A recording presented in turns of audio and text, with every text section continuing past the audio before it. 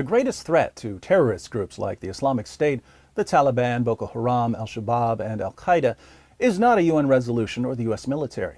The greatest threat to terrorists is an informed population, because only an informed population can undermine the ideology that gives rise to jihad.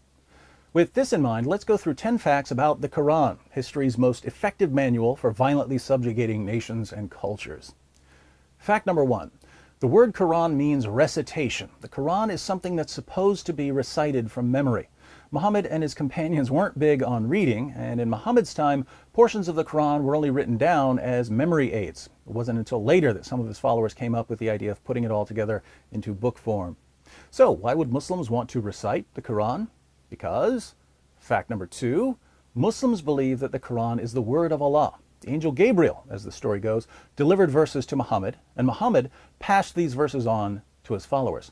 But as far as the Quran is concerned, Gabriel and Muhammad were mailmen.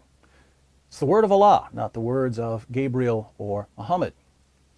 Why do Muslims believe that the Quran is the word of Allah? Because, fact number 3, Muhammad said so. The Quran was supposedly revealed to one man, Muhammad. Unlike the Bible, which contains numerous shorter works written by around 40 different authors, the Quran stands or falls with the lone testimony of Muhammad, a guy whose first impression of his revelations was that they were demonic, a guy who repeatedly tried to kill himself, a guy who believed he was the victim of magic spells that gave him delusional thoughts and false beliefs, a guy who delivered verses to his followers and later blamed the devil for tricking him, a guy who had sex with a 9-year-old girl, had 9 wives at one time, even though the Quran says Muslims can only have 4, married the divorced wife of his own adopted son after causing the divorce, told his followers it's okay to beat their wives into submission, and so on. So, what evidence did Muhammad offer to show that his revelations were from Allah? Fact number 4. Muhammad's main argument for the inspiration of the Quran was what we'll call the argument from literary excellence, one of the silliest arguments ever offered by anyone for anything. My poetry is better than your poetry, so my poetry must be the inspired word of Allah. The idea is that no one can produce something as wonderful as or more wonderful than the Quran. Now, there are all kinds of things we could do to make the Quran better than it is. We could take out the verses about slaughtering unbelievers, or about raping female captives, or about having sex with prepubescent girls. But one simple way to improve the Quran would be to put it in chronological order. Because, fact number 5, the Quran is not arranged chronologically. Apart from the first chapter, which is a short prayer, the rest of the Quran is basically arranged from the longest chapters to the shortest chapters. But the longer chapters were generally much later than the shorter chapters, so the Quran is thoroughly disorganized, making it very difficult to read. You might not care about the order, but it's actually extremely important because, fact number 6, some parts of the Quran abrogate or cancel other parts of the Quran. Later revelations typically abrogate earlier revelations, but since the Quran isn't arranged chronologically, we don't know which verses are canceled and which verses still apply without massive collections of commentaries to help sift through this mess. You'll recall that the Quran's main argument for its divine origin is that it's so incredibly well written. It must be from God. Yeah, it's so wonderfully written that no one can understand what they're supposed to do without consulting a team of scholars.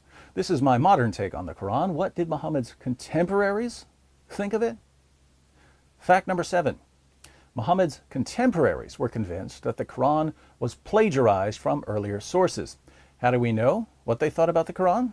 We know because the Quran repeatedly tells us that Muhammad's contemporaries accused him of stealing his stories from others. How did Muhammad respond to charges of plagiarism? He declared that, fact number 8, the Quran is a continuation of previous scriptures. The reason so much of the Quran sounded so familiar to the people of Arabia wasn't that Muhammad was plagiarizing earlier sources. Those earlier sources were also the word of Allah. That's why they sounded the same. Of course, Muslims today know that those earlier sources thoroughly contradict the Quran, so they're forced to claim that the earlier sources were corrupted. This is extremely odd because, fact number 9, the Quran was only compiled into a book because much of it was lost. According to Muslim sources, entire chapters of the Quran were forgotten. Large passages came up missing. Verses vanished. This was in spite of the fact that Allah promised, He promised in chapter 15, verse 9, to protect the Quran from corruption. He couldn't do it, which calls into question the rest of what He said. Why is this relevant? Because, fact number 10, the Quran is the highest authority on matters of Sharia, raping captives, beating women into submission, chopping off hands for stealing, grown men marrying little girls. These things come from this book, which most certainly is not the Word of God. Learn these facts, my friends, and share them with others. If you like the sources for anything I've said in this video, click on the link in the description box. It's all there, waiting for you to do your part in throwing a great big freedom-sized monkey wrench in the jihad machine. And since there's much more the world needs to know about Islam, click on this subscribe button so you'll know when I post my next video, which I assure you will be awesome.